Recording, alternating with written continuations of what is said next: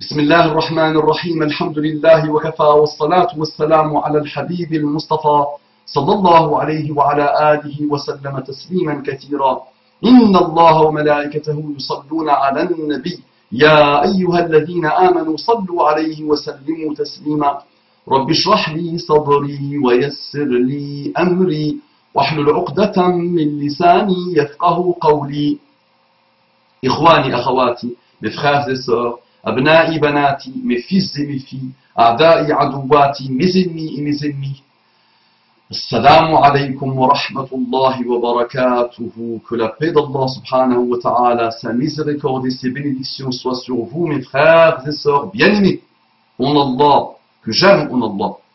Et quel amour, celui que j'éprouve pour toi en Allah. Qu'Allah nous accorde cette faculté, cette aptitude, cette grande ni'ma de nous aimer en Allah. Mes frères et sœurs en humanité, ceux qui n'ont pas encore eu l'honneur et le bonheur de rencontrer l'islam, quelle affection j'ai pour vous et quel amour j'ai pour vous. Il n'est pas encore en Allah, il le sera.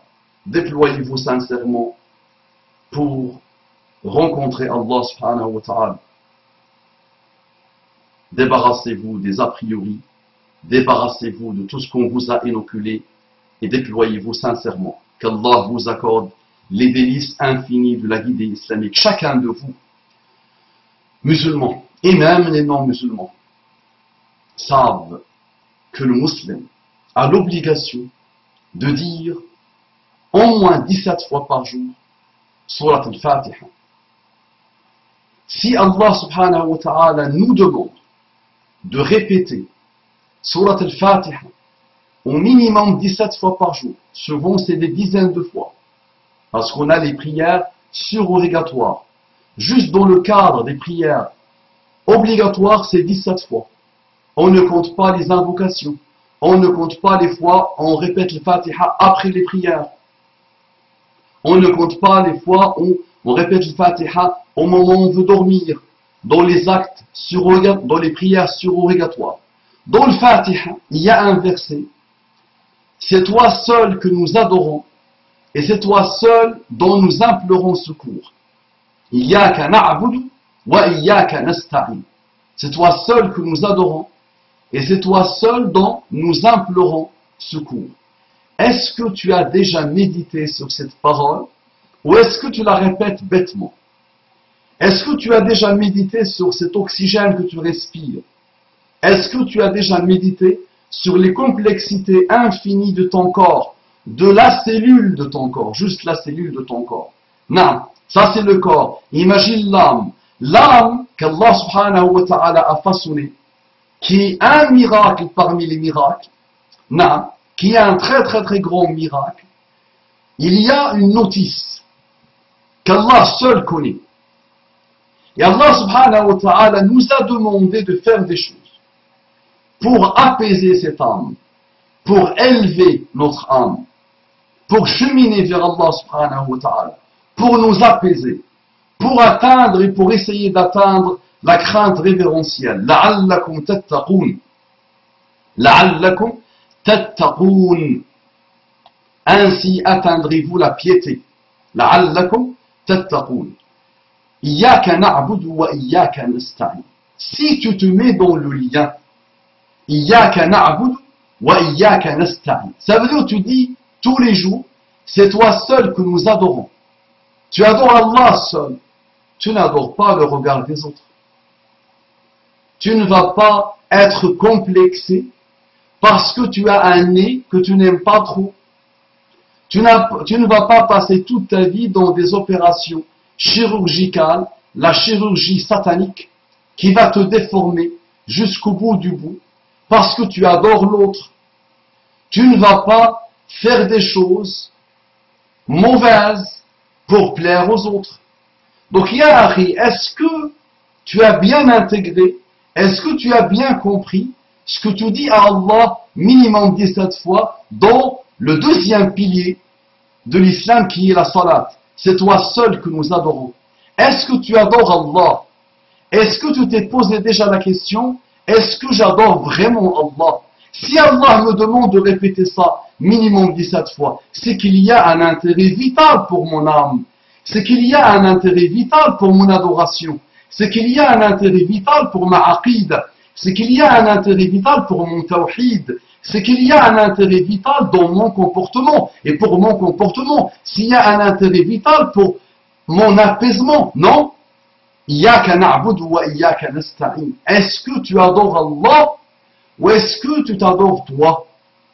Est-ce que tu adores Allah ou est-ce que tu adores les humains? Est-ce que tu adores Allah ou est-ce que tu adores les créatures d'Allah? Est-ce que tu t'es déjà posé la question? Maintenant, si tu dis à Allah, Iyyaka na'budu wa iyyaka nasta'in, ça implique des choses dans ta vie.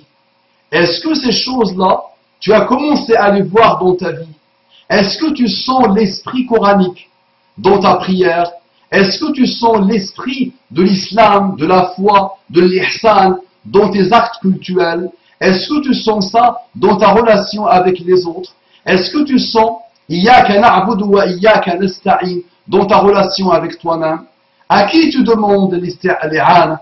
À qui tu demandes le secours? À qui tu demandes le soutien? De qui tu attends le soutien? De qui tu attends l'aide? D'Allah ou des humains? Tu attends le soutien et le secours d'Allah ou des humains? Vérifie bien. Si tu as vraiment un lien parfait avec ces paroles que tu répètes tous les jours, souvent bêtement, si tu commences vraiment à les répéter avec le cœur, avec l'âme, si tu leur ouvres ton cœur, si tu enlèves le cadenas qui a cadenassé beaucoup d'années ton cœur et ton âme, tu commences vraiment à sentir Iyyaka na'budu wa iyyaka nasta'in, cette adoration, ce lien avec Allah, cette raison d'être. وَمَا خَلَقْتُ الْجِنَّ وَالْإِنسَ إِلَّا لِيَعْبُدُونَ. Je n'ai créé les djinns et les humains que pour qu'ils m'adorent. Donc c'est vraiment ta raison d'être. Est-ce que dans tes actes de tous les jours, est-ce que dans ton comportement de tous les jours, avec Allah, avec toi-même, avec les autres, est-ce que tu vois Iyyaka na'budu wa iyyaka nasta'in? Est-ce que tu demandes l'aide à Allah? Est-ce que tu attends l'aide d'Allah? Est-ce que tu fais le nécessaire pour avoir l'aide d'Allah? Est-ce que tu comprends maintenant pourquoi Allah te demande de répéter cette parole? Et c'est toi seul dont nous implorons secours. Iyyaka na'budu wa iyyaka nasta'in. Si tu adores Allah, tu demanderas l'aide à Allah. Si tu adores Allah, Allah seul régira ta vie. C'est cette relation avec Allah qui va régir et qui va orienter ta vie. C'est vraiment cet esprit-là qui va se dégager de cette parole que tu répètes et qui va changer, qui va métamorphoser et qui va opérer une vraie mue dans ta relation avec Allah subhanahu wa ta'ala. Commence à essayer de déguster ça. Commence à le répéter, à répéter cette parole au niveau de la parole, avec la bouche et au niveau de l'acte, au niveau du comportement. Commence vraiment à la déguster cette parole. Iyyaka na'budu, ya Allah. Tu t'adresses à Allah. Allah t'a permis au moins 17 fois par jour de t'adresser à lui. Iyyaka na'budu, ya Allah. Wa iyyaka nasta'in. Et là tu finis par t'adorer. Tu finis par adorer le regard des autres. Tu finis par avoir peur du regard des autres. Tu arrêtes de te comporter en fonction du regard de l'autre. En fonction de qu'en dira-t-on, qu'est-ce qu'ils ont dit, qu'est-ce qu'ils vont dire. Malheureusement, nous avons oublié Allah. Nous prétendons na'am, aimer Allah, craindre Allah, adorer Allah. Mais finalement, ce n'est que des prétentions. Ce sont que des paroles vides qui n'ont aucun esprit, qui n'ont aucune âme. Iyyaka na'budu wa iyyaka nasta'in implique un comportement, implique un début de cheminement, implique un voyage, implique un apaisement, implique une sérénité, implique une volonté, implique une détermination et une rigueur dans ce lien avec Iyyaka na'budu wa iyyaka nasta'in. Installe-le et une fois pour toutes dans ta vie. Adore Allah et demande-lui de l'aide. Comporte-toi en fonction du regard d'Allah. Tu seras tout le temps apaisé. tu seras tout le temps heureux.